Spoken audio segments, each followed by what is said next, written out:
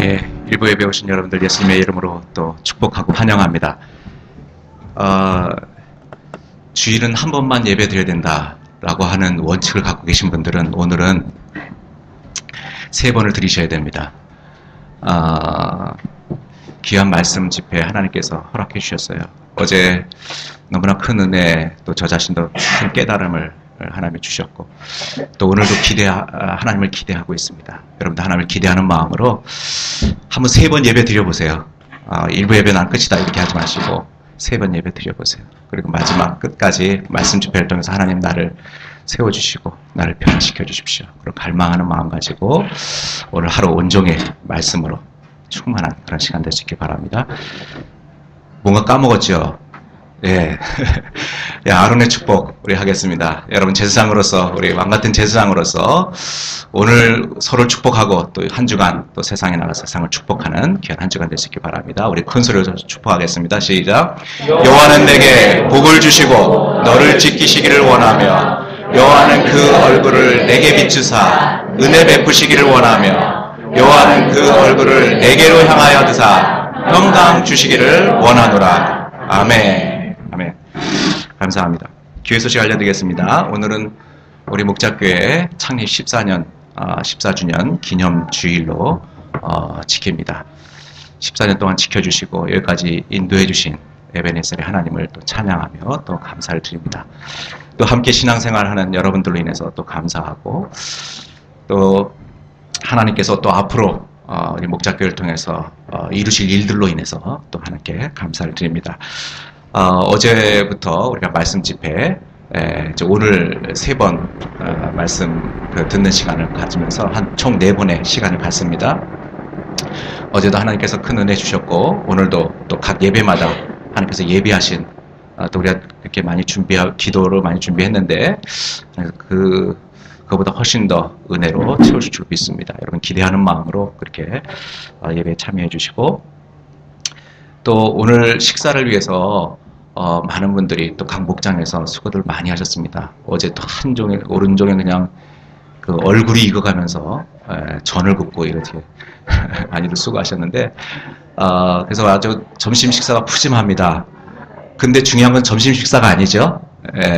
그 설거지나 이런 것에 좀 최소화시키고, 그러니까 어쨌든 오늘은 말씀이 중심이기 때문에 설거지하고 뭐 다른 주변 일들로 분산하면 안 됩니다.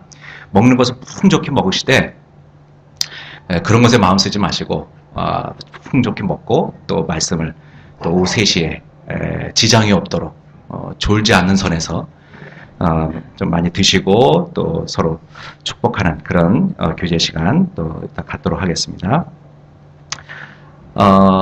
예산위원회 모임이 다음 주부터 진행이 됩니다. 작년 남자 여자 목자들, 그 다음에 각부 부서장들 예산위원회로 같이 모입니다. 오후 모임 후에 홀에서 모이도록 하겠습니다. 약 3주 동안 그 예산위원회 모임이 있습니다. 기억해 주시기 바랍니다. 남자성도 친선 축구대회가 11월 15일 셋째 주일날 오후 모임 점심 식사 후에 이제 우리가 하던 그곳에서 공원에서 하도록 하겠습니다. 끝나고 나서는 전교인 BBQ 파티가 저녁 식사가 대회 후에 있습니다. 주최는 우리 축구 목장에서 주관을 해주십니다. 전가족 여름 수련회 여러분 지금부터 좀 계획해 주시고요. 23일부터 가실 분들은 가셔도 됩니다.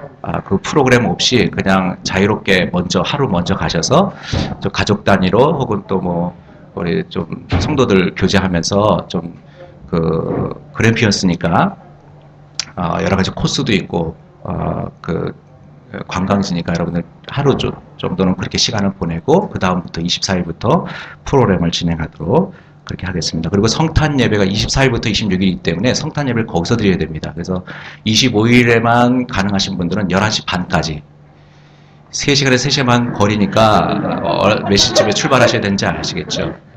아이들 데리고 오시기 좀 쉽진 않겠지만 어쨌든 참고하셔서 11시 반에 성탄 예배를 거기서 드리니까 25일날 오신 분들은 그 시간에 맞춰서 오시면 되겠습니다. 10월 성경 읽기표 오늘까지 간 목자들에게 제출해 주시고요. 또 11월 성경일기표 지난주에 나눠드렸는데 이 인쇄가 잘못돼서 오늘 다시 나눠드립니다. 가져가셔서 또 11월 달 해당되는 말씀을 또 부지런히 읽어주시기 바랍니다. 예, 나머지 주보 참조해 주시고 우리 드리는 건 함께 봉헌하겠습니다. 함께 일어나셔서 하나님 오늘도 복된 날 주셔서 감사합니다. 오늘도 하나님이 우리를 구원하시고 우리 주의 자녀 삼으신 것을 기뻐하며 감사하며 감격하며 하나님 우리 삶을 구별하고 우리의 시간을 구별하고 우리의 중심을 구별하여 하나님 앞에 귀한 예배로 드리게 하신 것 감사합니다. 하나님 이 시간 주님을 갈망합니다. 주님을 소망합니다. 하나님 우리에게는 하나님이 필요함을 주님이 하십니다.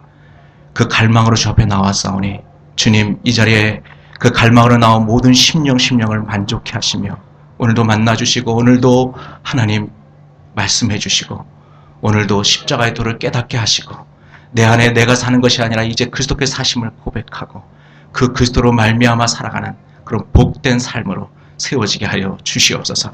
특별히 말씀 집회로 우리에게 귀한 기회 주신 것 감사합니다. 주님을 기대합니다. 주님 역사하시고 우리 모두를 새롭게 하여 주옵소서. 복음의 능력으로 살아가는 사람들로 하나님 그렇게 만들어 주옵소서. 하나님 귀한 예물 10의 1조 감사예물 주정헌금 선교예물 주 앞에 구별하여 올려드립니다. 하나님 우리에게 주신 모든 것이 주님의 것이고 하나님 우리의 삶 전체가 주님의 것인 것을 고백하며 믿음으로 하나님 주님을 사랑하며 헌신하는 마음으로 드리오니 주님 연락하여 주시옵소서. 이 물질과 우리 성도들 모든 삶의 자리마다 성령께서 역사해 주시고 도와주시고 하나님 또 그리스도를 존귀케 하며 그리스도를 나타내는 삶으로 그렇게 세워지고 그렇게 쓰임받는 귀한 삶, 귀한 물질 되게 하여 주시옵소서. 하나님 오늘도 귀한 우리 하도경 교수님을 통해서 우리에게 말씀 주실 텐데 우리 마음을 활짝 열고 하나님 주의 말씀을 귀 기울여 들을 때 성령님 각 사람 심령 위에 말씀하여 주옵소서. 깨닫게 하여 주옵소서. 그래서 결단 있게 하시고 변화된 삶으로 세워지는 귀한 시간들 되게 하여 주옵소서. 감사하고 예수 그리스도 이름으로 축복하며 기도하옵나이다. 아멘. 오늘 하나님께서 우리에게 주시는 말씀은 우리 출애굽기 12장 1절에서 14절까지 말씀입니다.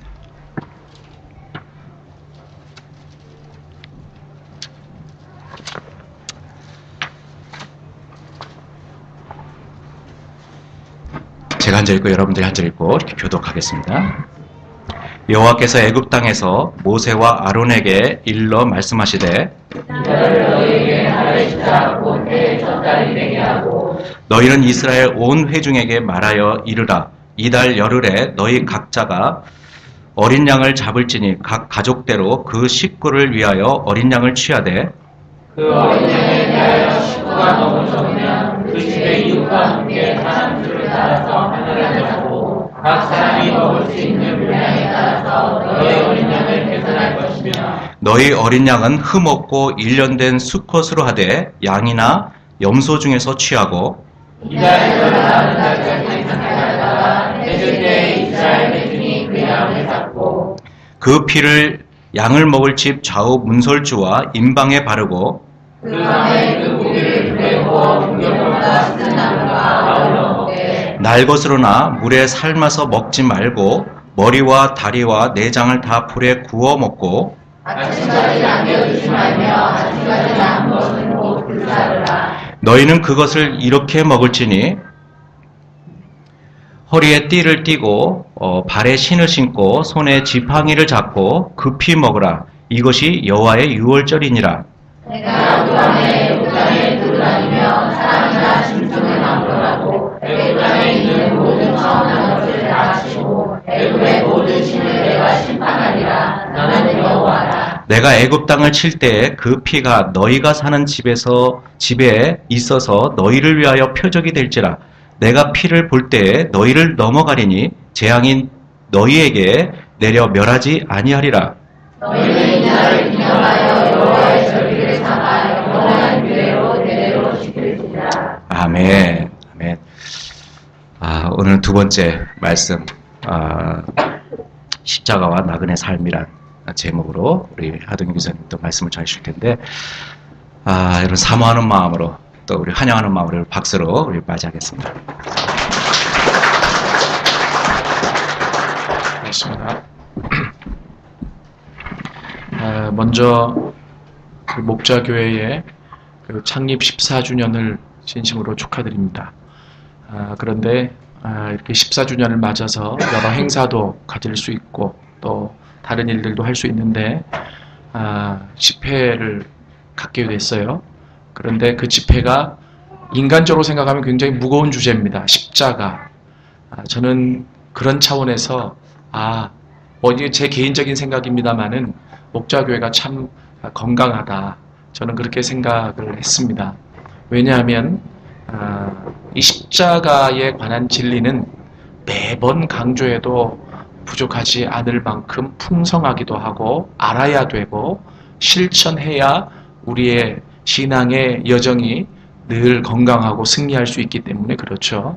그래서 목사님이 기도하시면서 이 14주년에 어떤 걸맞는 어떤 진리의 말씀이 선포되기를 원하셔서 이렇게 집회를 준비하셨나 보다 이렇게 생각을 하게 됐습니다. 그래서 부족한 종을 이렇게 세워주셔서 감사를 드리고요. 제가 이번에 큰 주제가 이제 십자가의 도 이렇게 잡았는데요. 십자가의 도라고 하는 것은 말 그대로 십자가의 길입니다. 그죠? 이 말은 뭐냐 하면 십자가는 한 번이 아니고 계속 걸어가야 될 길이라고 하는 거예요. 여러분 제가 하나 분명하게 중요한 것을 말씀드리면 신앙은 한 번 점을 찍는 행위가 아니라고 하는 거예요. 점을 계속 찍어서 그 점이 이어지고 이어져 선이 되어져야 돼요. 그리고 그 선이 주님 오시는 날까지 이어지는 게 건강한 신앙의 여정이에요. 그런데 많은 사람들이 한 번 점을 찍고 또 그 한 번 찍은 점으로 몇 개월을 살고 또는 1년을 살고 또는 2년을 살고 그러다가 영적인 밑바닥을 치면 또 한 번 점을 찍어야 된다라고 하는 그래야 내가 살 수 있다는 그래서 막 애쓰다가 또 한 번 점을 찍고 그 한 번 찍은 점 때문에 또 위로를 받고 살고 그런데 실은 안 하는 것보다 이런 노력과 행위들이 너무나 중요하지만 잘못 알고 있는 게 있다라고 하는 거죠. 그것은 뭐냐면 한 번씩 점을 찍어가는 게 신앙이 아니다. 지속적으로. 그래서 결론을 말씀드리자면 매번 신앙에 점을 찍을 수 있다면 그 점을 찍는다라고 하는 것은 불이 활활 타오르는 생명의 불이 활활 타오르는 내 신앙의 정점을 얘기합니다. 그 정점이 매일 찍어질 수 있다면 우리의 신앙은 굉장히 승리하고 그리고 건강한 신앙이 될 것이며 그리고 얘기하다시피 세상이 감당하지 못하는 사람들이 될 수 있을 거다. 저는 그렇게 생각을 합니다. 제가 이제 시드니에 온 지는 2월 달에 와서 지금 한 10개월 가까이 돼가기 때문에 9개월쯤 돼가기 때문에 잘은 모릅니다만은 한국의 교회들은 지금 제가 여러 가지 문제들을 보면서 아파하며 기도하고 있지만 가장 큰 문제는 뭐냐면 그런 것 같아요. 우리가 이제 흔히 얘기하면 세상이 감당 못하는 사람 이렇게 얘기하죠.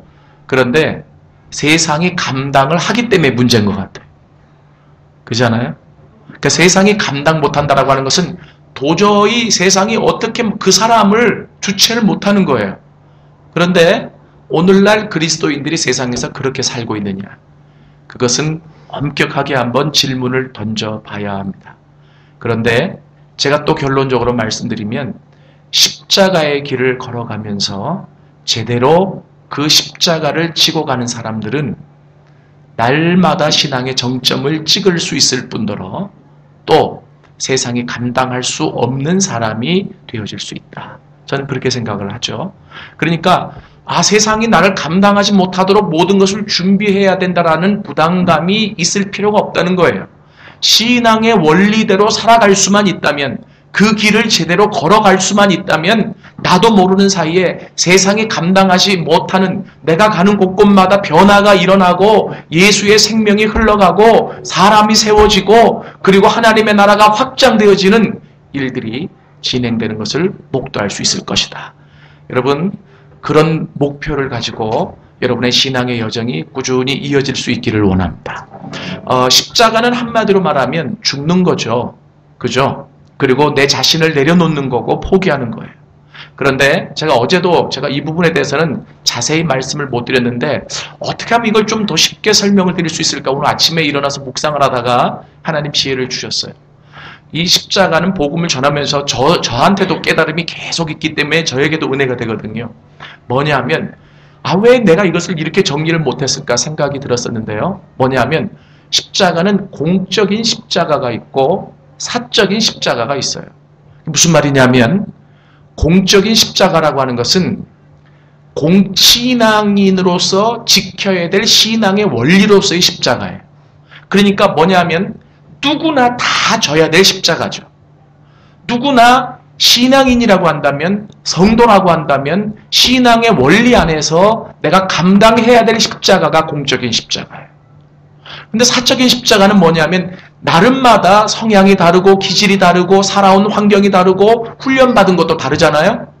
내가 무엇을 죽이고 하나님 앞에 더 나가야 될지는 개인마다 차별이 있잖아요. 그래서 내 개인적으로 하나님 앞에 십자가에 못 박아야 될 부분이 있잖아요. 이 부분을 사적인 십자가라고 통칭하고 싶어요. 그래서 그 한 예를 들자면 이렇게 여러분들에게 말씀드릴 수 있습니다. 뭐냐면 예수님이 분명히 뭐라고 말씀하셨냐면 누구든지 나를 따라오려거든 자기를 부인하고 자기 십자가를 지고 나를 쫓을 것이니라. 이렇게 말씀하셨죠. 여러분 여기에서 두 가지가 나와요. 뭐냐면 자기를 부인하다. 그리고 두 번째는 자기 십자가를 진다. 그죠? 근데 이 두 가지가 비슷한 의미인데 이것을 이렇게 나눠볼 수 있다는 거예요. 뭐냐면 자기를 부인한다라고 하는 것이 공적인 십자가라고 하는 거예요. 그리고 자기 십자가를 진다라고 하는 것이 사적인 십자가다. 그런데 중요한 것은 뭐냐면 신앙의 원리로서 누구나 감당해야 될 공적인 십자가를 지지 못하면 사적인 십자가는 지기가 어려운 거죠. 이해되세요? 신앙의 원리로서의 십자가를 지지 못하는데 어떻게 개인적으로 내 십자가를 내가 지고 갈 수 있겠느냐? 그것은 어떻게 보면 내 십자가를 진다라고 하는 행위라기보다는 내가 어떤 도덕적으로 윤리적으로 더 완성된 사람이 되기 위해 금욕하는 것 이상이 될 수는 없다. 이렇게 생각을 합니다. 제가 그런 차원에서 어제도 오늘도 이게 4번에 걸쳐서 말씀드리는 십자가는 공적인 십자가예요. 왜냐하면 여러분의 개인적인 사생활에 대해서는 전혀 알지 못하기 때문에 여러분들이 신앙의 원리로서 져야 될 십자가를 제가 말씀드리고 있는 거죠. 그래서 어제 저녁에는 여러분들이 신앙생활을 시작한다. 이 신앙의 원리로서 내가 신앙인으로서 온전히 이 십자가의 길을 걷는다라고 했을 때 무엇을 의미하는 거냐? 그것은 어제 드린 말씀에 의하면 3일 길을 걸어가는 거다. 그리고 광야에서 전심으로 하나님을 찾는 행위다. 다 어렵잖아요. 그게 쉬운 일이 아니잖아요. 그렇기 때문에 십자가다. 그 일을 행하고 결단하는 것이 십자가다. 라고 여러분들에게 말씀드리고 싶습니다. 오늘은 이 출애굽기 12장을 가지고 제가 제목을 십자가와 나그네 삶 이렇게 잡았는데요. 실은 이 제목이 결론입니다. 이게 무슨 말이냐면 십자가를 진다, 공적인 십자가를 진다라고 하는 것은 무엇을 의미하는 거냐면 이 땅을 살아가는데 어떻게 살아가느냐? 나그네처럼 살아가는 거예요. 이해되세요? 실은 기독교가 나그네란 말을 강조하고 사용하지 않아도 세상이 인생은 나그네라 그래요. 그죠? 아니 우리 왜 유행가도 있잖아요. 인생은 나그네 길. 옛날에 나온 노래지만. 그죠? 저는 왜 그 중요한 주제를 세상에게 빼앗기고 있는가 그런 생각이 들어요. 제가 한국에서 미약하지만 벌려나가는 운동 중에 하나가 그거예요. 뭐냐면 신앙인의 영적인 정체성을 되찾으라는 거죠. 스피리추얼 아이덴티티가 찾아지지 않으면 우리의 신앙적인 행위는 형식으로 굴러갈 수 있어요. 근데 신앙인이 가져야 될 스피리추얼 아이덴티티 중에 가장 중요한 건 뭐냐면 하나님, 나는 나그네입니다. 하나님, 나는 순례자입니다. 라고 하는 아이덴티티가 굉장히 중요하다. 저는 결론을 좋아해요. 그래서 결론부터 얘기하고 이제 설교를 좀 풀어가는 스타일이 많은데요. 오늘도 제가 지금 그렇게 풀어가고 있습니다. 그런데 만약에 신앙인이 내가 나그네다라고 하는 이 영적인 정체성을 갖지 못하잖아요. 그러면 어떻게 되는 줄 아세요? 세상 사람과 똑같아져요. 그래서 어떻게 되냐면 이 땅에서 먹을 것과 입을 것과 출세할 것과 성공할 것에 주목하기 시작하죠. 여러분, 나그네는요, 출발점이 있고 목표점이 있는 사람이 나그네예요. 그렇지 않아요? 여러분, 집시라고 들어보셨죠? 집시와 나그네의 차이점이 있습니다. 뭐가 차이점일까요? 집시는 목적지가 없이 떠돌아다니는 사람이에요. 그런데 나그네는 목적지가 분명히 있고 출발지가 있는 사람이죠. 그런데 예수 믿고 구원받은 사람은 뭐 하는 사람이라고요? 나그네라고 그랬어요. 이해되시죠? 여러분들이, 저는 이 영적 나그네의 필이 꼽혀가지고 성경에서 나그네를 가장 잘 얘기하고 있는 성경을 찾기 시작했어요. 그러다가 혹시 저처럼 나그네에 대해서 관심이 있다면 베드로 전서를 찾아보십시오. 베드로 전서는 나그네를 향해서 베드로가 쓴 편지가 베드로 전서예요. 그래서 베드로 전서 1장에 보면 뭐냐면, 내가 영적인 나그네들과 같은 너희들에게 편지하노라. 그리고 나그네의 삶에 대해서 가장 체계적으로 써온 글이 베드로 전서입니다. 자, 그런데 정말 나그네라고 한다면 이 땅에는 목적지가 없는 거잖아요. 그죠? 그러면 나그네에게 가장 큰 소망은 뭐가 소망이 될까요? 목적지에 빨리 도착하는 게 소원 아니에요? 그죠? 나그네 삶을 제대로 살아보면 다 아는데. 아니, 그잖아요. 내가 이게 목적지를 향해서 달려가다가 어느 날 어느 한 곳에서 쉬어요. 근데 그 쉬는 곳이 아무리 살기가 좋고 아무리 환경이 좋고 아무리 날 유혹한다래도 그곳이 내 목적지가 아니기 때문에 나그네는 뭐 해야 돼요? 일어나야 돼요. 그죠? 그리고 목적지를 향해서 또 떠나야 돼요. 그잖아요? 여러분들이 난 뭐 나그네 삶을 살아왔어. 나는 나그네라고 생각해. 라고 생각하기 이전에 정말 나그네인지를 점검해 보시라는 거예요. 정말 나그네라고 한다면 그 나그네는 목적지에 대한 소망이 있어요. 그잖아요? 우리 기독교인의 목적지가 어디예요? 천국이에요. 그 천국에 대한 소망이 있느냐? 예수님의 다시 오심에 대한 소망이 있느냐? 마라나타 주 예수여 어서 오시옵소서라고 하는 그 부분에 대한 소망이 있느냐? 그런데 오늘 한국의 기독교인들을 보면 여러분, 세상 사람과 다를 바가 없다는 게 뭐냐면, 나그네 길을 출발했어요. 어느 한 곳에 딱 머물렀는데 그곳이 너무나 살기 좋으니까 내가 가지고 있는 재산을 가지고 재물을 가지고 다 투자해서 그곳에 부동산을 사고 그리고 막 그곳에 좋은 것들을 다 사요. 여러분, 이게 나그네예요? 나그네를 떠날 사람이잖아요. 왜 떠날 곳에 부동산을 사느냐 이 말이에요. 왜 떠날 곳에 필요한 모든 것들을 다 갖추느냐 말이죠. 그것은 둘 중에 하나예요. 나그네임을 포기했든지, 이해되세요? 아니면 정신이 나갔든지. 둘 중에 하나입니다. 그런데 예수 믿고 구원받은 하나님의 사람들이 그렇게 사는 사람들이 많다는 거예요. 위를 바라보고 목적지를 바라보고 천국을 소망하며 나중에 만날 그 예수님만이 나의 궁극적인 소망이 돼서 달려가야 되는데 그러지 못해요. 여러분, 오늘 이 출애굽기 12장을 보면 이 출애굽기 12장의 내용이 바로 무슨 내용이냐면 출발점을 얘기하고 있어요. 신앙의 출발점. 그죠? 어제도 제가 말씀드렸지만 구약은 모형론으로 풀 수 있거든요. 애굽에서 나오는 게 출발이고 구원이에요. 이해되십니까? 근데 그 구원이 어떻게 이루어졌는지를 너무나 자세히 설명하고 있는 것이 출애굽기 12장인데, 근데 유독 이 출애굽기 12장은 우리가 알고 있다시피 유월절 사건이잖아요. 그죠? 여러분, 이 유월절 사건은 어떻게 우리에게 주어졌죠? 그들에게? 모세가 10가지 재앙을 내리는데 바로 왕의 마음이 너무나 완악해서 그 하나님의 말씀을 듣지 않다가 마지막 10번째 재앙, 그 10번째 재앙이 애굽 땅에 내릴 때에 이 10번째 재앙은 뭐를 의미하느냐면 하나님의 궁극적인 죄에 대한 심판을 얘기하는 거예요. 그런데 그 땅의 죄에 대한 하나님의 심판을 내리신다라고 했을 때 고센 땅에 살고 있었던 이 이스라엘 사람들도 죄인임에는 마찬가지이기 때문에 하나님이 그들만 구별해서 심판을 주시지 않는다면 정의로운 하나님이 못 되시잖아요. 죄에 대해서 그 땅을 심판한다고 하면 그 땅에 살고 있는 모든 죄인들은 다 심판을 받아야 정의로운 거 아니겠습니까? 그런데 그 땅에 살고 있는 이스라엘도 죄인들이에요. 근데 그들은 나와야 되잖아요. 그래서 하나님이 죄에 대해서 궁극적으로 내리는 심판을 어떻게 면할 수 있을지, 거기에서 어떻게 구원받을 수 있는지를 가르쳐 주신 내용이 바로 이 6월절 사건입니다. 그죠? 자, 제가 시간이 짧기 때문에 뭐 긴 상황을 다 얘기하지 않고요. 딱 잘라서 얘기하면 하나님이 모세에게 뭐라고 그러시냐면, 얘들아, 너희들이 한 가족이 한 마리의 어린 양을 취해라. 그런데 만약에 가족의 숫자가 작으면 또 다른 가족의 숫자와 작은 가족의 숫자와 합쳐서 어린 양의 분량을 계산해서 한 가족의 숫자를 만들어라. 그리고 한 가족당 어린 양 한 마리를 잡아라. 이렇게 얘기하시죠? 여러분, 기독교에서 어린 양을 굉장히 중요시 여깁니다. 그죠? 찬양에도 어린 양에 대한 찬양이 많죠. 어린 양 찬양하리, 뭐 이런 찬양도 있고, 찬양하리 찬양하리 죽임당한 어린 양. 그죠? 우리는 어린 양을 찬양하는데 익숙한데 예수 안 믿는 사람이 가끔 질문을 해요.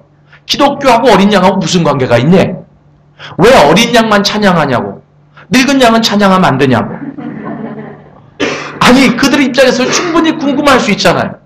그리고 그 송아지는 찬양하면 안 되고 망아지는 찬양하면 안 되냐고. 도대체 어린 양하고 무슨 상관이 있느냐고.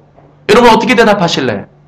여기 출애굽기 12장에 나오는 이 어린 양이 누구를 예표하냐면 예수님을 예표하잖아요. 그죠? 왜 예수님을 예표하죠? 학자들이 밝혀낸 게 있어요. 뭐냐면 1년 된 어린 양이죠.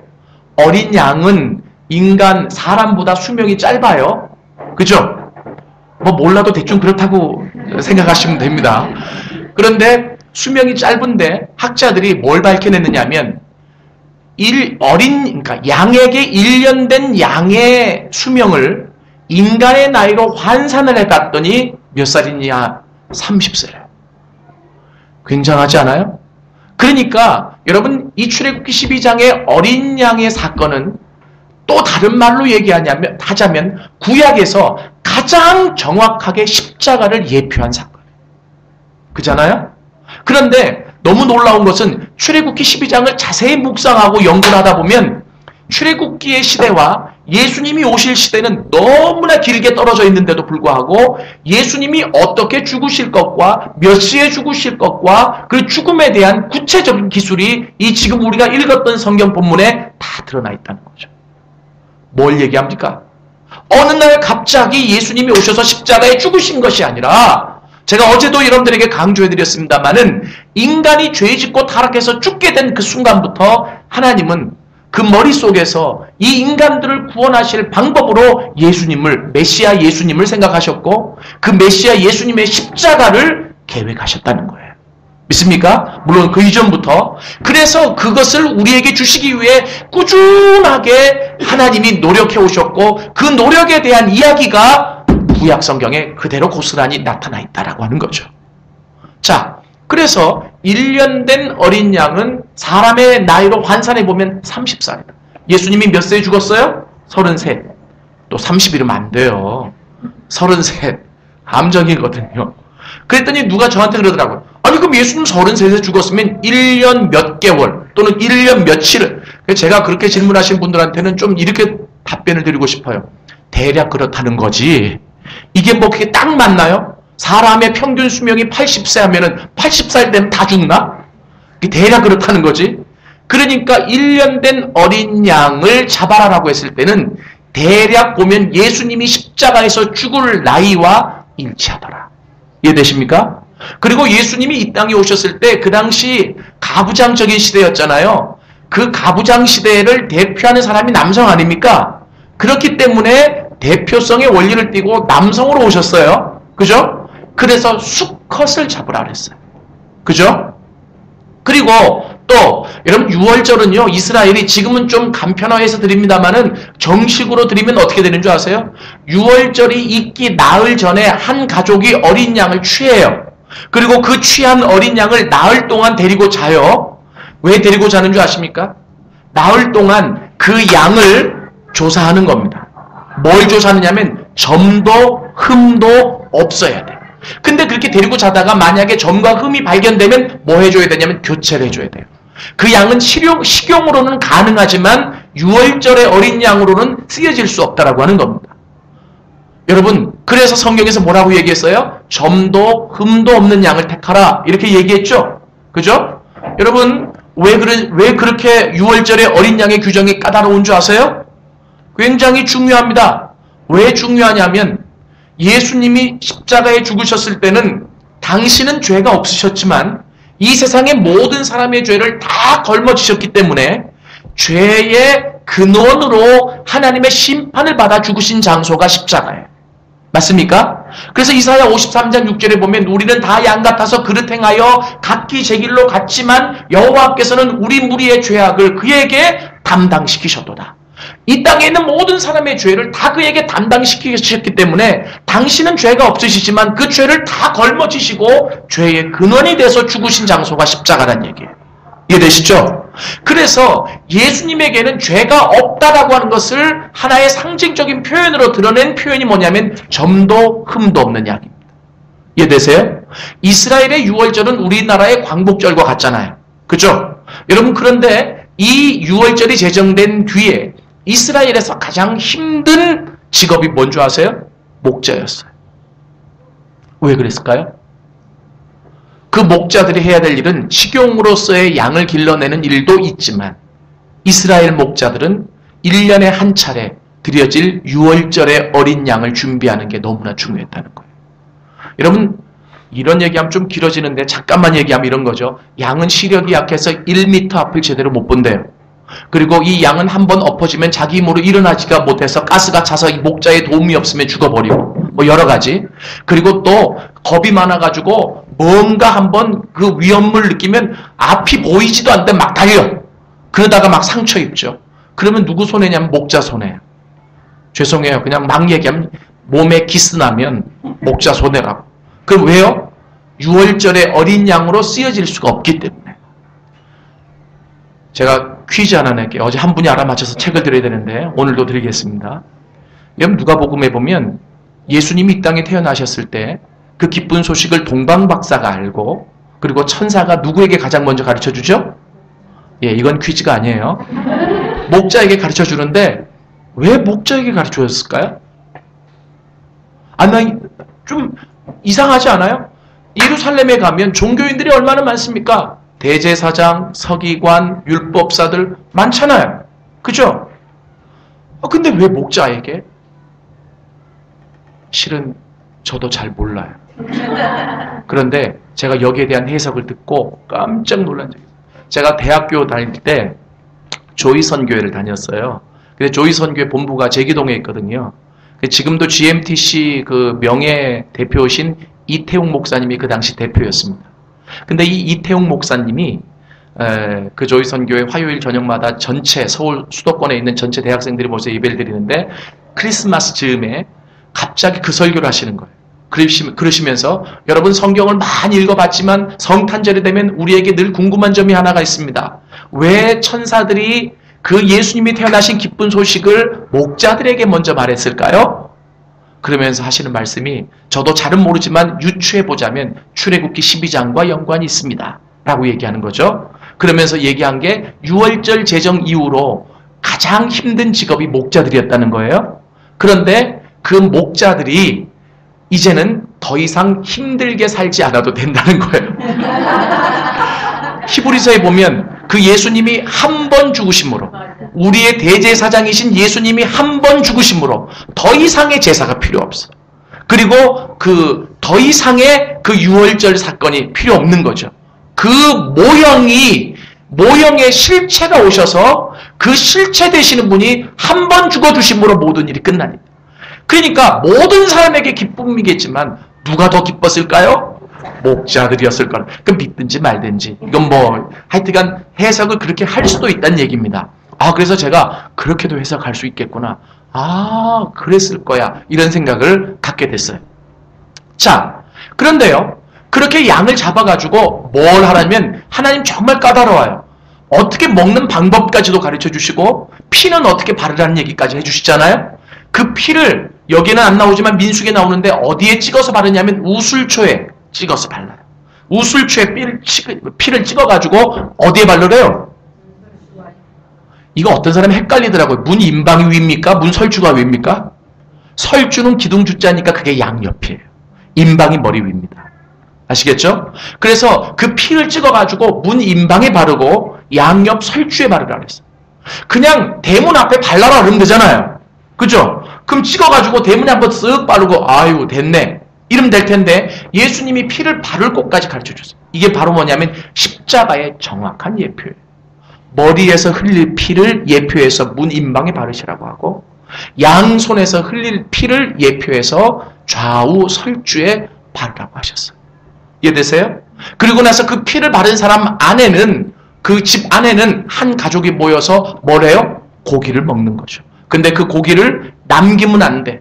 왜냐하면 이 고기는 뭐의 예표예요? 예수님의 살의 예표예요. 그래서 학자들에 따라서는 이 유월절이 이스라엘이 가졌던 최초의 성만찬이다 라고 얘기를 하고 성만찬의 시작이다 라고 표현하기도 합니다. 이해되세요? 자, 그런데 중요한 것은 제가 이제 이렇게 쭉 설명을 드리는데 오늘 출애굽기 12장은 어디에 포커스를 둬서 말씀을 드리냐에 따라서 여러 가지 이제 해석이 나올 수 있는데요. 저는 십자가와 나그네 삶의 포커스를 좀 두려고 하기 때문에 뒷부분으로 좀 빨리 넘어가는 거예요. 고기를 먹는데 어떻게 먹으래요? 네, 허리에 띠를 띠고 신을 신고 지팡이를 쥐고 급히 먹으라 그랬어요. 아니 좀 고기 먹는데 체하지 않게 좀 잘 편안하게 묵상하면서 뭐 여러 가지 생각도 하면서 즐기면 좋은데 왜 이렇게 급히 먹으래요? 그리고 이 차림새는 어떤 차림이에요? 떠날 차림이라는 거예요. 이해되십니까? 뭐냐면 그 땅은 한시라도 더 머물 땅이 아니라는 의미예요. 이해되시죠? 그럼 떠나라고 하면 되는데 왜 고기는 또 먹으래? 왜 그럴까요? 여기에 중요한 의미가 있어요. 아까 얘기했지만 이 고기는 예수님의 상징이잖아요. 예수님의 몸의 상징이라 그랬죠? 그죠? 근데 그들이 지금 떠나면 자 보세요. 당장은 핍박이 있기 때문에 그 핍박 속에서 우리를 구원해달라고 하나님 앞에 요청했고 하나님이 모세를 보내서 당장은 그 핍박에서 떠나는 것이 그들의 1차적인 목적이지만 인간의 한계는 그 이상을 생각할 수도 없고 생각해도 대책이 없는 게 인간의 한계 아닙니까? 근데 하나님은 그 모든 것을 다 보시고 그들을 구원해내시는 거 아니겠어요? 당장 그 어려움에서 떠나는 것만이 목적이 아니에요. 떠나서 뭐 해야 돼요? 가나안 땅에 정착하고 이제는 하나님의 대리자인 제사장 나라로 정체성을 갖고 살아야 되는 거 아니겠습니까? 그런데 우리가 알다시피 그들이 떠나서 광야에서 몇 년을 머물죠? 40년. 어제도 광야를 얘기했습니다만은 이 광야는 굉장히 힘든 땅 아닙니까? 그죠? 여러분 그 광야에서 그 힘든 땅에서 그 땅을 이겨내고 그리고 그 땅에서 승리할 수 있는 요건이 뭐냐면 하나님과 동행이에요. 이해되십니까? 그래서 그냥 그 땅에서만 나가는 게 목적이 아니라 그 땅에서 나가서 너희가 겪어야 될 그 모든 광야의 어려움들을 하나님이 함께 해주시겠다라고 하는 하나의 언약의 상징적인 표현이에요. 고기를 먹으라는 게. 이해되세요? 예수님의 몸이 우리 안에 들어가서 우리의 몸과 하나가 된다는 하나의 의식적인 행위를 그들이 그 안에서 했다라고 하는 거죠. 이해되십니까? 그런데 중요한 게 있습니다. 뭐냐면 그들이 그 땅을 떠나는 동시에 뭐가 된다는 거예요? 영적인 나그네가 된다라고 하는 겁니다. 그리고 우리는 상징적으로 그들의 궁극적인 목적지가 가나안이잖아요. 1차적인 목적지가 가나안이란 말이에요. 목적지를 향해서 떠나는 나그네의 삶을 살아가게 된다라고 하는 것을 가르쳐주고 있죠. 예수 믿고 구원받은 모든 사람들은요 다 동일해요. 뭐냐면 어제도 제가 잠시 말씀드렸지만 구원이라는 게 뭐냐 여러 가지로 설명할 수 있지만 가장 쉽게 설명하자면 하나님이 멸망할 이 땅에서 우리를 건져내가지고 분리하신 사건이 구원이에요. 이해되십니까? 그러니까 이 땅에 살아도 이 땅에 소속된 자가 아닌 사람들이 구원받은 하나님의 성도들이라는 거죠. 이게 우리의 가장 중요한 정체성이에요. 이 땅에 살고 있지만 이 땅은 우리의 본향이 될 수 없어요. 우리의 고향이 될 수 없어요. 그래서 어디가 고향이에요? 불러주신 분은 그냥 그 자리에서 불러내신 데만 목적을 가진 게 아니라 우리를 위해 한 본향을 마련해 주시고 그 본향까지 인도하시는 분이 하나님이시라는 거예요. 그 하나님이 준비하신 본향까지 우리가 꾸준히 걸어가야 돼요. 그런데 걸어가다 보면 여러분, 우리가 이스라엘이 광야 40년 동안의 생활을 이 성경을 통해서 알 수 있다시피 배가 고플 때마다, 물이 마를 때, 목이 마를 때마다, 그리고 여러 가지 문제가 생길 때마다 뭐라 그래요? 다시 돌아간다 그러잖아. 그죠? 나 다시 돌아간다고. 그래서 히브리서 11장에 보면 히브리서 기자가 뭐라고 얘기하고 있느냐면, 히브리서 11장이 무슨 장입니까? 믿음의 장이죠? 그리고 믿음의 선조들이 쭉 나와 있죠? 근데 거기에 무엇을 얘기하고 있냐면 믿음의 선조들의 공통적인 특징이 있다는 겁니다. 뭐냐면 떠나는 곳이 있고 도착할 곳이 있다. 우리에게는 두 본향이 있다. 그래서 돌아가려면 돌아갈 수 있지만 믿음의 선조들은, 그 신앙의 위인들은 하나님이 준비하신 본향을 향해서 꾸준히 달려갔던 자들이다. 이해되십니까? 여러분, 저는 오늘 이 부분을 여러분들에게 강조하고 싶은 거예요. 뭐냐면 정말 나그네라고 생각한다면 여러분, 이 땅에서 억울한 일을 당하고 그리고 잠시 살기가 어렵고 고통스러워도 그 고통과 억울함과 그리고 아픔은 한순간 지나가는 사건일 뿐이라는 거죠. 이해되십니까? 이 땅에서 영원히 살기를 원하는 사람은 그 문제를, 이 땅의 문제를 해결해야 되지만, 나그네인 사람은 그래, 내가 어차피 이 땅은 지나가는 인생을 살아가는 건데 그 지나가는 인생을 살면서 어려움이 있을 수도 있고 아픔이 있을 수도 있고 눈물이 있을 수도 있는데 그거 내가 한 번 참으면, 두 번 참으면 넘어간다는 거예요. 대신 무엇이 있기 때문에? 우리에게 궁극적인 소망인 천국이 있기 때문에. 믿습니까? 그 우리의 궁극적인 소망인 나를 맞아주실 예수님이 그 천국에서 기다리고 계시기 때문에. 할렐루야. 정말 그 신앙이 우리에게 있느냐라고 물어보고 싶은 거죠. 그래서 제가 결론적으로 말씀드리고 싶은 것은 뭐냐면, 십자가를 진다, 우리가 신앙생활의 원리로 공적인 십자가를 진다라고 하는 것은 무엇을 의미하는 거냐면, 이 땅에 살지만 이 땅에 살아가는 사람처럼 살아가는 게 아니라 내 정체성은 이 땅에 있지 않다라고 여기며 나그네의 삶을 살아가는. 여러분, 그래서 정말 나그네의 삶을 살아가는 사람은요, 가질 것이 별로 없어요. 모든 것을 다 나눠주면서 살아가는 거죠. 이해되십니까? 제 TV에 한번 신혜라 씨가 나와서 얘기를 하는데 참 도전을 받았어요. 제가 나그네에 대해서 한참 묵상할 때인데, 차인표 신혜라 씨는 독실한 기독교 신자잖아요. 근데 SBS에 이제 나왔기 때문에 뭐 신앙의 특색은 이렇게 잘 드러내지 않고 얘기하는데, 그래요. 뭐라고 얘기하냐면, 후배 탤런트를 한 명 데리고 왔어. 신앙 사는 거 뭐 있나요? 트렁크 2개면 되지. 저 그래서 요즘 제 삶을 정리하고 있습니다. 저에게 있는 많은 것들을 다 나눠주고, 그리고 저 어디든지 떠나라고 한다면 트렁크 2개 가지고 떠날 준비를 하며 살아가고 있습니다. 그랬더니 후배 탤런트가 와서 그래요. 맞아요. 요즘 에라 언니가요, 자기한테 소중하게 여겼던 뭐 가방, 구두, 옷 다 나눠주더라고요. 저도 얻어 입었어요. 그래서 막 신나서 얘기를 하는 거죠. 에라 언니가 왜 그런지 모르겠어요. 막 이제 그러는 거예요. 저는 그럴 때 그게 무슨 의미인지를 알아요. 깨달은 거죠. 나그네라는 것은. 이해되세요? 나그네 말만 해서 나그네인 줄 아세요? 저도 한국에서 안식년으로 2월달에 이제 시드니에 와 있거든요. 그런데 시드니에 오려고 집을 정리하다 보니까 충격을 받았어요. 왜냐하면 살림거리가 그렇게 없는 줄 알았는데 엄청 많아가지고 그걸 어디다 처분하고 와야 될지를. 그래서 우리 제자 집에 그 농사 짓는 아버지의 창고를 빌려가지고 거기 넣어놓고 왔잖아요. 야, 이게 나그네인가? 나그네는요, 가라면 가고 서라면 서고 하나님이 원하시는 곳으로 날마다 움직일 수 있는 사람이 나그네 아닙니까? 한 곳에 정착한 사람이 아니에요. 이해되세요? 그런데 제가 늘 나그네를 얘기하고 그렇게 강조하고 다니면서도 내가 쉽게 떠나지 못한다면 가진 것이 많아서, 이 땅에 얽매여 있는 것이 많아서, 이 땅과 관련돼서 이 땅이 붙잡고 있는 것이 많아서, 그런 것들을 다 떨쳐낼 수 있어야, 그런 것들을 다 내려놓을 수 있어야 자유롭게 주님이 원하시는 대로 오늘은 이곳 내일은 저곳 주 복음을 위해서 일하며 살아갈 수 있지 않겠습니까? 여러분, 제가 고3 때 많이 불렀던 찬양이 하나가 있어요.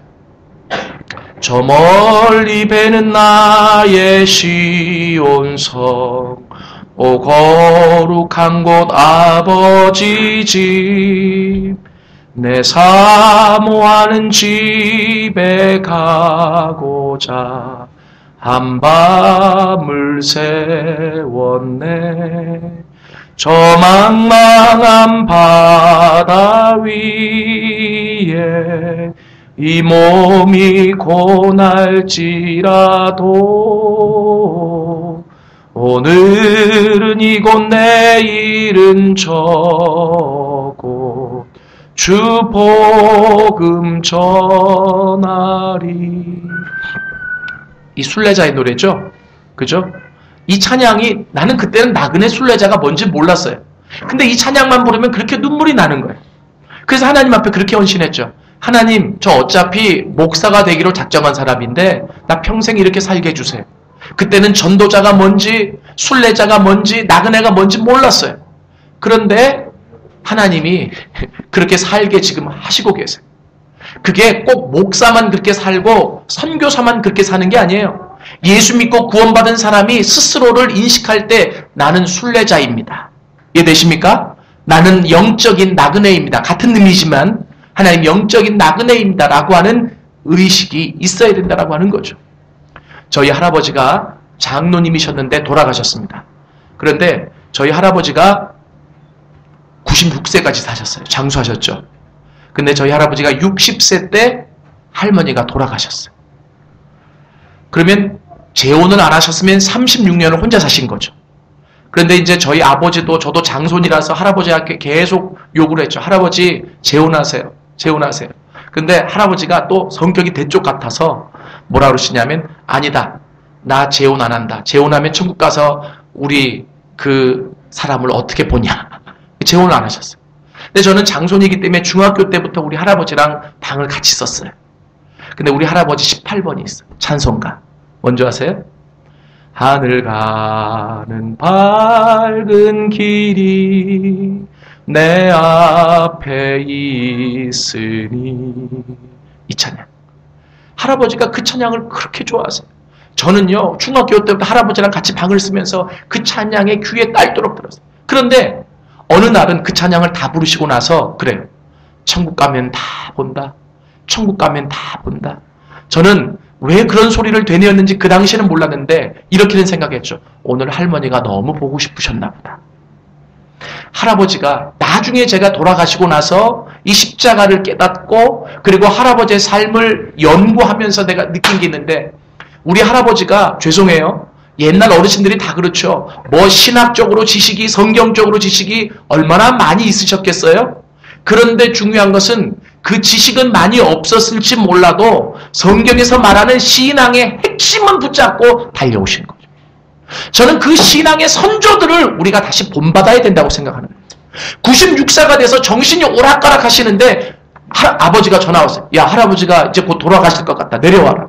그래서 우리 세 딸, 저는 세 딸이 있거든요. 근데 그 세 딸을 바이올린을 준비시켜서 내려갔어요. 그래서 할아버지한테 갔는데 할아버지가 그렇게 사랑하는 저를 못 알아보세요.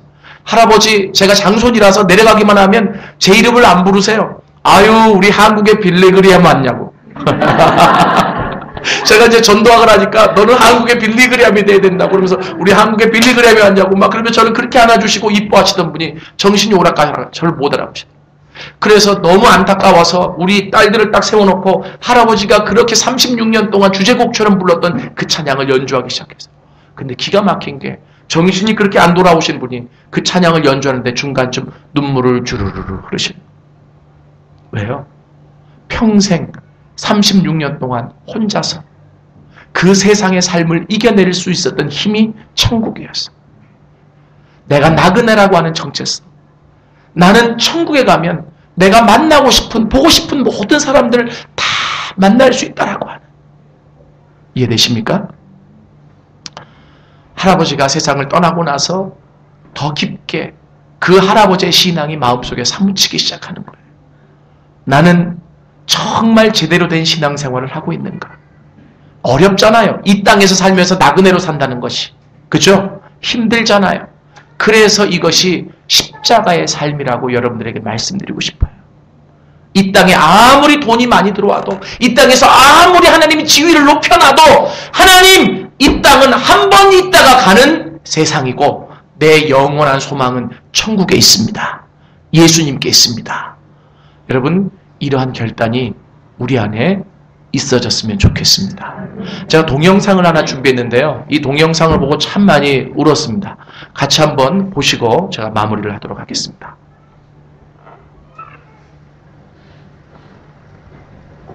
소리를 조금만 키워주세요.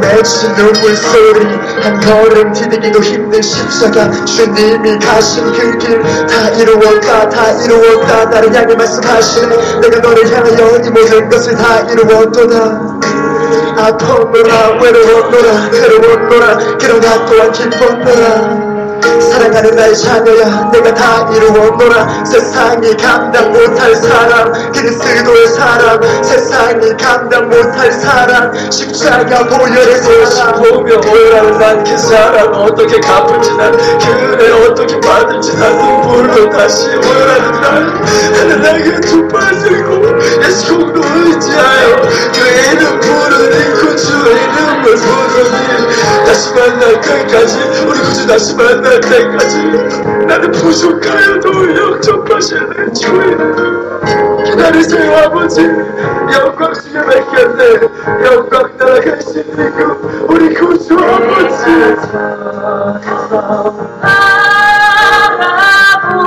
바라보고 가까이 와으니 아버지 영광 집에 가실 마음이 또다 나는 부족하여도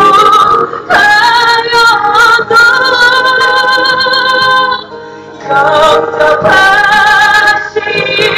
터이니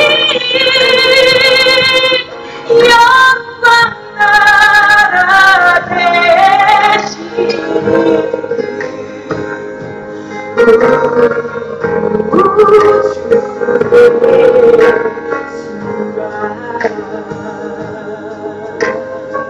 내 사랑하는 어머니도 가신 그 길, 내 사랑하는 형제들도 가버린 그 길, 감사하며 감당하며 감격하며 나아가리. 전국에서 보겠네. 나의 사랑하는 사람들, 그 영광의 문을 지날 때, 주님의 영광을 볼 때 나는 다시 그곳에서 높이 찬양하리라. 하늘 가는 밝은 길이 영광의 길, 높이 찬양하리라. 주님 기다리세요. 그리고 기대하세요. 곧 주님을 영광 중에 뵙겠습니다. JP. 반주 좀 해주실까요? 기독교는 종말론적인 공동체입니다.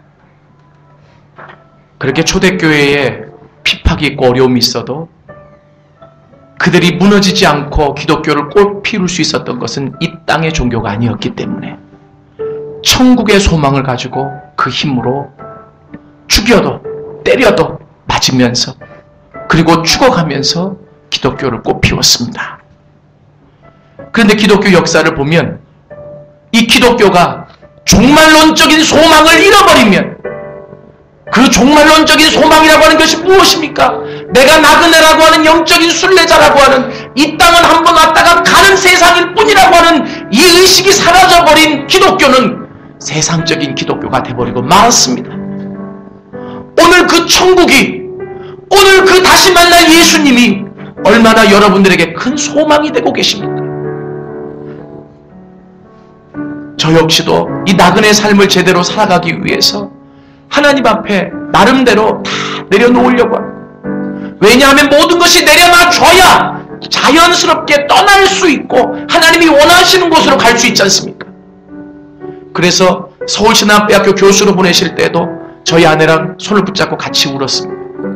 교수란 자리가 안정적인 자리이기 때문에 그 자리에서 안주하면 죽는다고. 하나님이 서울신학대학교에 십자가 예수 전할 사람이 필요해서 보내시는 거니까 하나님이 원하시면 언제든지 그 자리를 떠나서 선교지라도 가겠다고. 그래서 둘이 약속하고 들어간 자리가 그 자리예요. 지금도 한국에서 몇몇 교회에서 청빙이 오기도 해요. 그런데 제 아내는 어떤 욕심이 없어요. 하나님이 원하시면 갈 수도 있고 하나님이 원하시면 선교지로 떠날 수 있고 하나님이 원하시면 모든 것을 다 내려놓고 하나님이 원하시는 자리에 그 자리에 있는 것이 가장 큰 기쁨이 아니겠습니까? 그래서 제가 할 수 있는 최대한 우리 세 딸도 하나님 앞에 다 내려놨습니다. 시내들도 스스로 다 선교사가 되겠다고. 그래서 그 세 딸을 다 선교사로 바쳤어요. 하나님이 구체적으로 어떻게 선교에 쓰실지는 알지 못하지만 이 모든 일들이 쉬운 일들은 아니었습니다. 세상적으로 내가 가지고 있는 명예와 내가 소중히 여기는 것들, 그 모든 것들을 하나님 앞에 내려놓지 않고 나그네라고요? 그런 거짓말이 어디 있습니까? 내가 소중히 여기는 것들을 하나님 앞에 내려놓지 못하고 내가 영적인 순례자라고요? 그런 거짓말이 어디 있습니까? 기독교가 이 나그네라고 하는 영적인 정체성을 잃어버릴 때 기독교는 이 세상에 힘이 없는 종교로 전락해버리고 말았습니다. 그래서 다시 일어나야 합니다. 힘들지만 천국을 바라보고 힘들지만 그 천국의 소망이 내 소망이 되어 그 천국 때문에 하루하루를 살아갈 수 있는 신앙인의 삶을 살아가는 것이 나그네의 삶이고 이것이 십자가의 길입니다. 오늘 하나님이 이 일로 여러분들을 초청하고 계십니다. 성경에 보면 위대한 하나님의 사람들은 다 나그네였습니다. 그래서 시편에 보면 다윗이 뭐라고 얘기하냐면 내가 나그네의 길에서 주의 율례 때문에 기뻐하나이다. 여러분, 이 나그네의 길 어려운 길만은 아닙니다. 하나님이 아브라함을 부르셨을 때에도 내가 내게 지시할 땅으로 가라 그랬어요. 근데 어디로 가라고 궁극적인 목적지를 가르쳐주지 않았어요. 이 자체가 나그네 삶이에요. 하나님이 오늘 가라고 한 만큼 가고 그리고 하나님이 떠나라고 할 때 떠나며 그리고 하나님이 원하시는 장소로 언제든지 움직일 수 있는 사람. 여러분, 성경에 보면 야곱이 나오죠. 그가 형님 대신 축복을 받고 집을 나서서 나그네 길을 시작하죠. 그런데 그가 그 베델에서 하나님을 만나고 언약을 세웁니다. 그리고 하나님은 그 언약대로 다 이루시고 그가 다시 아비의 집으로 돌아오는데 그 와중에서 세겜 땅에 들어가죠. 세겜 땅은 세상적으로 살기가 너무 좋았던 곳이에요. 근데 그가 세겜 땅에 처음 들어갔을 때는 제단을 쌓고 예배를 드리는데 떠나야 되는데 안 떠나요. 그리고 그곳에 눌러 앉아서 살아요. 몇 년을 산 줄 아십니까? 10년을 삽니다. 그리고 나서 어떤 일이 벌어지는 줄 아십니까? 딸 디나가 강간을 당하고 그 일을 해결하겠다고 오빠들이 나서는데 오히려 분쟁이 일어나고, 그래서 가나안 사람들에게 소문이 퍼져서 가나안 사람들이 다 들고 일어나서 그 야곱의 집에 쳐들어오면 야곱의 집은 하루아침에 먼지가 돼버리는 거예요. 그때 하나님이 급속히 야곱에게 나타나셔서 일어나 베델로 올라가라 라고 말씀하시죠. 나그네 삶을 중단하면 그 땅에서 잘 살 수 있을 것 같은데 결국 야곱처럼 나도 모르는 사이에 집안이 몰락되고 신앙도 밑바닥으로 떨어지는 거예요. 오늘 얼마나 많은 사람들이 나그네로서의 출발을 했는데 이 세상의 유혹이 달큼해서 야곱처럼 세겜 땅에 머물러 있는 사람이 많더라. 다 눈을 한번 좀 감으시죠. 같이 한번 좀 기도하겠습니다. 그냥 강사가 얘기한다고 다 손들지 말고, 하나님, 나도 나그네라는 사실을 알았지만 야곱이 그랬듯이 나도 세겜 땅 안에서 주저앉아 있는 것 같습니다. 혹시 그렇게 느껴지는 사람 있으면 한번 손을 한번 좀 들어보십시오. 하나님 앞에 결단하는 겁니다. 하나님, 내가 세겜 땅에 주저앉은 자와 같습니다. 하나님, 내가 다시 일어나야 되겠습니다. 하나님, 날 좀 도와주십시오. 그렇게 생각하시는 분만 오른손을 드십시오. 손을 가슴에 얹겠습니다. 제가 대신 기도하겠습니다. 살아계신 아버지 하나님, 오늘 우리가 예배를 드리며 하나님의 말씀을 들으며 이 땅에서 십자가를 진다라고 하는 공적인 행위가 어떤 것인지 하나를 또한 귀하게 깨닫습니다. 이 땅에 살면서 세상과 친하지 않고, 이 땅에 살면서 세상의 원리들을 쫓지 않고, 이 땅에 살면서 천국을 바라보며 산다라고 하는 것이 너무나 힘든 일이지만, 그렇기에 그 길이 십자가의 길이고 그 길을 걸어갈 때 우리에게 능력이 생긴다는 사실을 다시 한번 깨닫습니다. 혹여나 야곱처럼 세겜 땅에 주저앉아버린 분들이 계십니까? 하나님, 깨닫게 하여 주옵소서. 일어나게 하시옵소서. 다시 베델로 올라가게 하시옵소서. 천국이 소망이 되게 하여 주옵소서. 내가 정말 이 땅을 살아가는 나그네라면 하나님, 내가 가지고 있는 모든 것이 흔들려도 주님만 바라보고 넉넉히 이기며 달려갈 수 있는 것 아니겠습니까? 하나님, 오늘 이 말씀이 개인적으로 깊이 있게 적용되어질 수 있도록 성령께서 도와주옵소서. 그리고 손을 들어 도움을 표시한 분들 주님 찾아가셔서 그 손을 붙잡아 주시고 그 세겜 땅에서 건져 주시옵소서. 예수님의 이름으로 기도드렸습니다. 축도하겠습니다. 이제는 우리 주 예수 그리스도의 은혜와 하나님의 사랑하심과 성령의 역사, 교통, 충만, 내주하심이 오늘 거룩한 주일날 주님 앞에 나와서 예배드리며 예배의 모든 순서들과 말씀을 들으며 하나님 앞에 결단하는 귀한 분들 머리머리 위에, 그리고 그 삶의 모든 지경 위에 지금부터 영원토록 함께 하시기를 간절히 축원하옵나이다.